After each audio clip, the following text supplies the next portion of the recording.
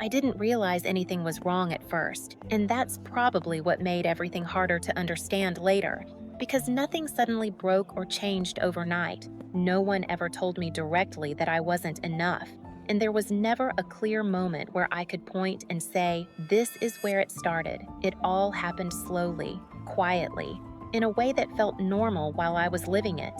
At the beginning, I was just scrolling through my phone like everyone else, watching videos, looking at photos, tapping through stories without thinking too much about it, just letting everything pass by.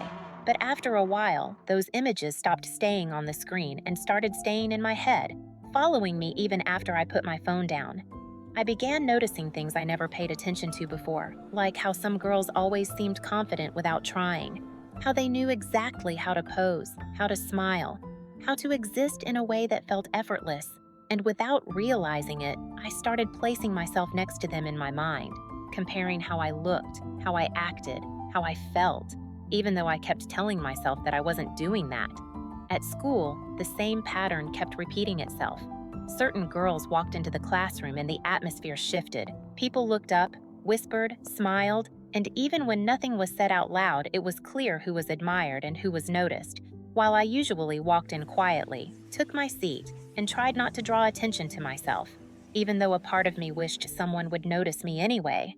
That's when a small voice started forming inside me, not loud or aggressive at first, just subtle enough to feel believable, telling me that maybe the reason I wasn't noticed was because I didn't look the right way. Maybe I wasn't pretty enough. Maybe there was something missing about me that everyone else seemed to have.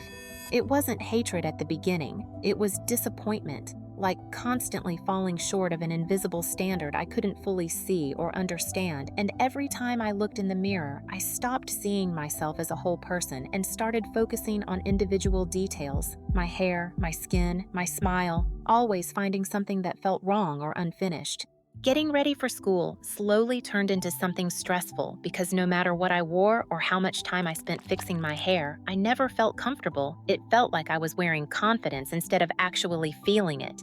And while all of this was happening, my schoolwork quietly started slipping into the background without me even realizing it. My grades didn't drop because I didn't care. They dropped because my mind was never fully present.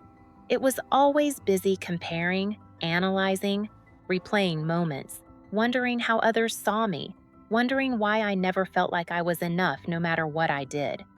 Then one day, something happened. Something small that might not have mattered to anyone else but stayed with me in a way I couldn't ignore. I overheard a group of girls talking about a photo I had posted. They didn't say my name clearly and they didn't mean to hurt me, but one of them laughed and said it looked basic, and that single word stayed in my head long after they had already moved on. I went home that day, locked myself in my room, opened my phone, and stared at that photo for a long time, checking the likes, the comments, the silence. And that was the moment I realized how much power I had given to people who probably forgot about that conversation within minutes. After that, everything felt heavier, school felt exhausting, social situations felt forced, and even being around my family became difficult. Not because they did anything wrong, but because I didn't know how to explain what was happening inside me without feeling embarrassed or weak. I kept trying to fix myself instead of understanding myself, changing styles, changing poses, changing the way I spoke, hoping that one version of me would finally feel acceptable. But nothing changed because the problem was never how I looked. It was how I had learned to see myself through other people's eyes. One night, after scrolling for hours, I put my phone down and stared at the ceiling, and for the first time, I asked myself a different question. Not what's wrong with me, but what if I'm not the problem at all? And that thought didn't magically fix everything, but it opened a small space in my mind where I could finally breathe. I started noticing how often I judged myself without realizing it, how harsh my inner voice had become, how rarely I spoke to myself with the kindness I gave so easily to others, and how much of my worth I had tied to attention and approval instead of who I actually was. I'm not healed, and I still struggle more than I'd like to admit, but I've learned something important, slowly and imperfectly, that trying to become someone else just to be accepted will always cost you yourself, and I don't want to disappear anymore just to fit in. What student ID 0488 is describing is something many people live through without ever realizing what's happening to them, because there isn't one dramatic moment where everything falls apart. Instead, it's a slow process made up of small comparisons, quiet thoughts, and repeated messages that slowly settle into the mind and start to feel like truth. Imagine being surrounded every single day by images that quietly tell you how you should look, how you should behave, and what kind of person deserves attention. And after a while, those messages stop sounding external and start sounding like your own inner voice, which is what makes them so powerful and so difficult to question. This is especially intense during adolescence, because at that age, identity isn't fully formed yet. Young people are still figuring out who they are, where they belong, and how they fit into the world. So approval feels incredibly important, and rejection feels much heavier than we often realize. What's important to understand here is that this story is not about vanity or wanting to be admired. At its core, this is about belonging, about the need to feel accepted, seen, and valued. And when a young person starts believing that acceptance depends on appearance or popularity, their sense of self becomes fragile without them even noticing it.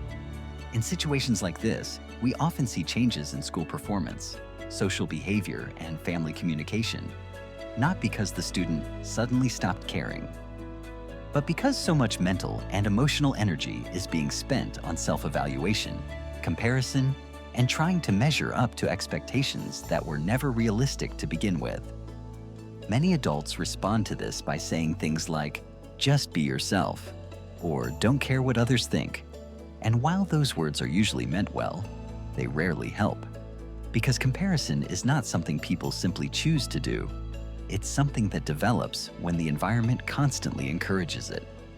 Another important part of this story is silence, because students rarely talk about these feelings right away. Not because they don't want help, but because they don't know how to explain what's happening without feeling embarrassed, weak, or misunderstood, especially when the world around them keeps telling them they should be confident and happy. Over time, that silence can turn inward, and when that happens, the inner dialogue becomes harsher, more critical, and far less forgiving, which is often when anxiety, withdrawal, and loss of motivation begin to show themselves. What actually helps in moments like this is not fixing appearance or forcing confidence, but slowly changing perspective, helping young people understand that what they see online is curated, edited, and selective, and more importantly, helping them realize that their worth was never meant to be measured by likes, attention, or comparison. This kind of awareness doesn't appear overnight.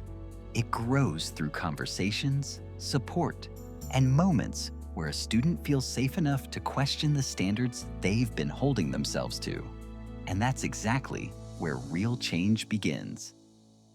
Student ID 0488 didn't suddenly feel better because someone told her she was beautiful.